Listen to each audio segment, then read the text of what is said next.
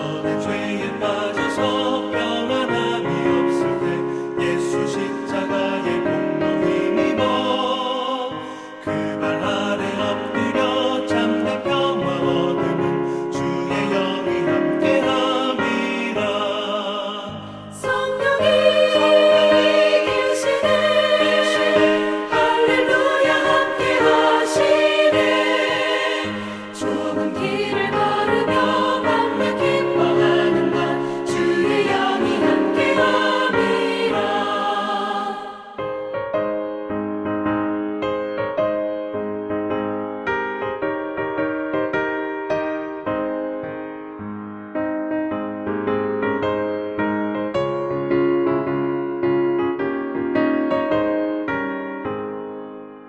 나와 동행하시고 모든 염려하시니 나는 숲의 새와 같이 기쁘다. 내가 기쁜 마음으로 주의 뜻을 행하면 주의 영이 함께함이라. 성령이 계시네 할렐루야 함께 하시네. 좁은 길을 걸으며 만나 기뻐하는 것 주의 영이 함께함이라. 세상 모든 욕망과 나의 모든 정욕은 십자가의 힘이 못을 박았네. 어두운 밤이 지나고 무거운 짐 벗으니 주의 영이 함께함이라. 성령이 계시네 할렐루야 함께 하시네. 좁은 길을 걸으며 만나 기뻐하는 것 주의 영이 함께함이라. 오늘 함께 읽을 말씀은 잠언 13장 12절에서 19절입니다. 소망이 더디 이루어지면 그것이 마음을 상하게 하거니와 소원이 이루어지는 것은 곧 생명나무니라. 말씀을 멸시하는 자는 자기에게 패망을 이루고 계명을 두려워하는 자는 상을 받느니라. 지혜 있는 자의 교훈은 생명의 셈이니 사망의 그물에서 벗어나게 하느니라. 선한 지혜는 은혜를 베푸나 사악한 자의 길은 험하니라. 무릇 슬기로운 자는 지식으로 행하거니와 미련한 자는 자기의 미련한 것을 나타내느니라. 악한 사자는 재앙에 빠져도 충성된 사신은 양약이 되느니라. 훈계를 저버리는 자에게는 궁핍과 수욕이 이르거니와 경계를 받는 자는 존영을 받느니라. 소원을 성취하면 마음에 달아도 미련한 자는 악에서 떠나기를 싫어하느니라. 아멘. 오늘 말씀 12절은 소원이 이루어지는 것에 관해서 이야기합니다. 그리고 오늘 말씀 끝에 있는 19절도 소원 성취에 관해 이야기합니다. 시작도 소원 성취, 끝도 소원 성취입니다. 그래서 오늘은 소원 성취의 길이라는 제목으로 말씀을 전하겠습니다. 12절을 보면 소망이 더디 이루어지면 그것이 마음을 상하게 하거니와 라고 하네요. 그렇죠. 우리도 뭔가 좀 꿈도 꾸고 소원도 있고 그런데 그런 게 이루어져야 기쁘고 살아갈 희망이 생기지 하나도 안 이루어지면 절망하게 되죠. 우울증이 오고 번아웃이 옵니다. 소망이 더디 이루어질 때 마음까지 상해버리는 것이죠. 반대로 소원이 이루어지는 것은 곧 생명나무니라 라고 합니다. 생명나무는 그 열매를 따먹으면 모든 병이 다 낫게 되고 영원히 살게 되고 죽음까지도 이기게 되는 나무입니다. 옛날 에덴 동산에 있었다고 하죠. 그런데 소원이 이루어지는 것은 그 정도로 우리에게 긍정적인 영향을 끼치는 것입니다. 소원이 이루어질 때 몸이 아프다가도 낫게 되기도 하고 삶을 포기하려다가도 새로운 희망을 갖게 되는 것입니다. 그렇다면 어떻게 해야 이렇게 소원이 이루어질까요? 소망이 성취될까요? 소원을 성취해 보려고 오늘도 수많은 사람들이 자기 나름대로 노력을 하고 기도를 드리고 높은 산에 올라서 우상에게도 절하지 않습니까? 이 소원 성취의 비결은 무엇일까요? 오늘 말씀은 바른 소원을 품는 것이 바로 그 시작이라고 이야기합니다. 아무 것이나 내 마음대로 소원할 것이 아니라고 합니다. 13절부터 바로 그 이야기를 하죠. 말씀을 멸시하는 자는 자기에게 패망을 이루고 계명을 두려워하는 자는 상을 받느니라. 우리는 하나님 말씀이 약속하는 것만 소망할 수 있습니다. 그런데 그거를 우리는 멸시하기도 합니다. 내 마음대로 아무 것이나 바라고 원하는 것이죠.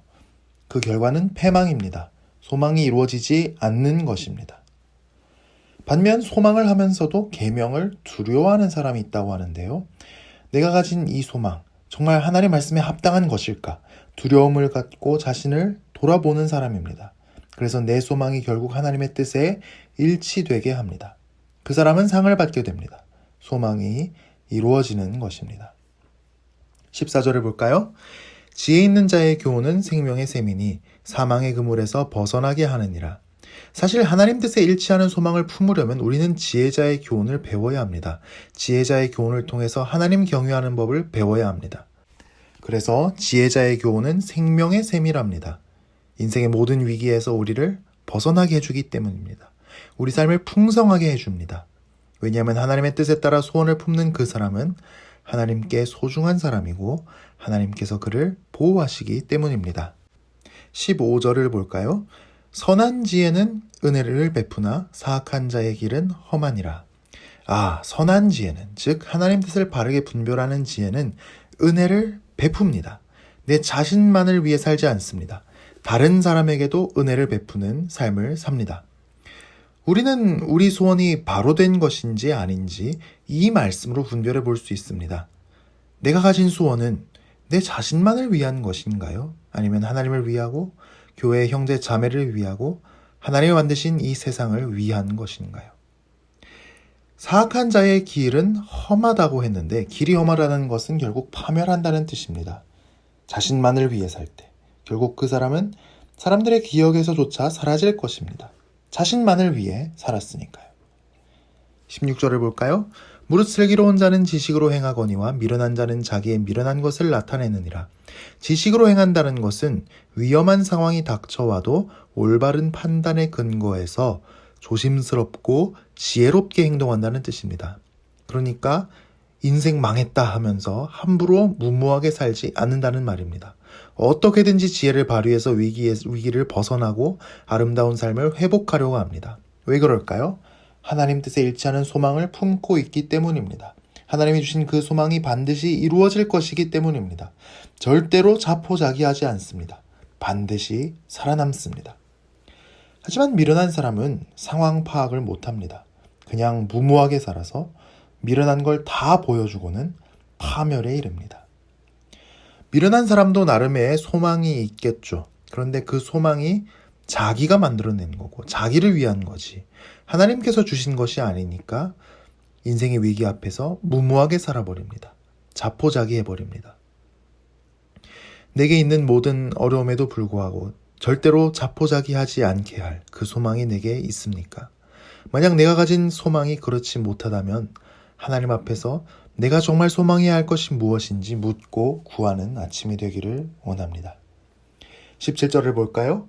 악한 사자는 재앙에 빠져도 충성된 사신은 양약이 되느니라. 여기서 사자는 동물 사자가 아니라 소식을 전하는 사신이라는 뜻입니다. 옛날에는 전화도 없고 인터넷도 없으니까 이 사신이 아주 중요했습니다.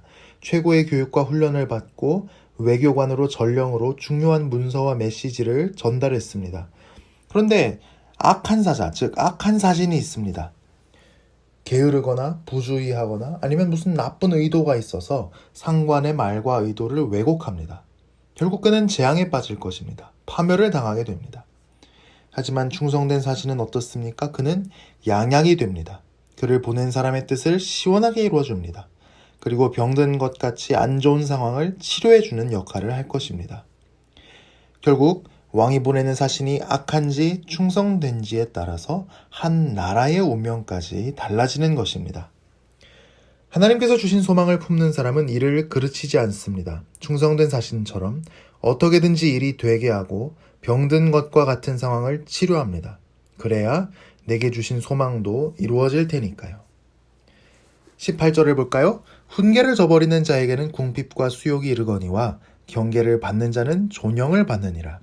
훈계를 저버린다는 것은 스승이 꾸지람을 할 때에 그 꾸지람을 안 받아들이고 튕겨나가는 것이죠. 그럴 때 궁핍과 수욕이 임한다고 합니다. 반면 그 스승의 훈계를 잘 받아들이면 존영, 즉 부와 영예를 얻게 됩니다. 꾸지람을 받을 때도 좌절하지 않고 그걸 견디고 정말 그 훈계의 말씀에 따라 내 자신을 되돌아보는 이유는 소망이 있기 때문입니다. 소망을 품고 오늘도 이겨내야 할 것은 무엇이 있습니까? 마지막 19절입니다. 소원을 성취하면 마음에 달아도 미련한 자는 악에서 떠나기를 싫어하느니라. 하나님은 역사의 주인이십니다. 말씀해 보면 너희 안에서 행하시는 이는 하나님이시니 자기의 기쁘신 뜻을 위하여 너희에게 소원을 두고 행하게 하시나니 라고 했습니다. 하나님께서 우리에게 주신 소원, 소망은 이루어집니다. 하나님께서 주신 소원을 품은 사람은 그 소원이 이루어지기 때문에 마음에 달다고 합니다. 마음에 기쁨이 가득합니다. 행복합니다. 반면 하나님께서 주신 소원이 아니라 고집스럽게 내 자신의 소원을 품고 사는 사람은 그 악에서 떠나지를 못한다고 합니다. 여러분, 우리는 어떤 소원을 품고 있습니까? 내가 가진 간절한 소원은 무엇입니까? 그 소원은 주님의 뜻에 합당한 것입니까? 주님의 뜻 안에 있는 것입니까? 내 욕심을 주님의 뜻이라는 이름으로 치장한 것에 불과하지는 않습니까? 하나님 뜻에 일치한 소망을 품은 사람은 모든 어려움을 이기고 결국 만족하게 될 것입니다. 내가 무엇을 소망해야 할지 주님께 묻고 내 마음의 소원을 주님께 맞추는 오늘 하루가 되기를 축복합니다. 기도하겠습니다. 하나님 아버지, 우리 안에 하나님의 뜻이 이루어지기를 원하는 소원을 주시고 그 소원이 주는 힘을 입어 매일매일을 살아가게 하시니 감사합니다. 주님이 주신 소망이 있기 때문에 오늘 하루 모든 위기와 어려움을 이겨내게 하시고 또 은혜를 베풀며 살게 하시고 내 인생을 존귀히 여기게 하시고 모두를 살리는 내가 될 수 있도록 복내려 주옵소서. 내 안에 하나님께서 기뻐하지 않으시는 소망들, 여전히 내가 주인된 소망들, 주님의 뜻이라고 주님의 이름으로 치장하고 있지만 여전히 나를 위한 소망들 다 정리하게 하시고 주님의 뜻에 따라 나의 모든 소망을 재정비하는 오늘 하루가 되게 하옵소서. 무엇을 소망해야 할지 주님 보여주시고 알려주시고 말씀하여 주옵소서. 우리가 가져온 간절한 기도의 제목들이 있습니다. 소원들이 있습니다. 오늘 아침 우리가 드리는 모든 기도에 주님 성실하게 응답하여 주옵소서. 예수님 이름으로 기도합니다. 아멘.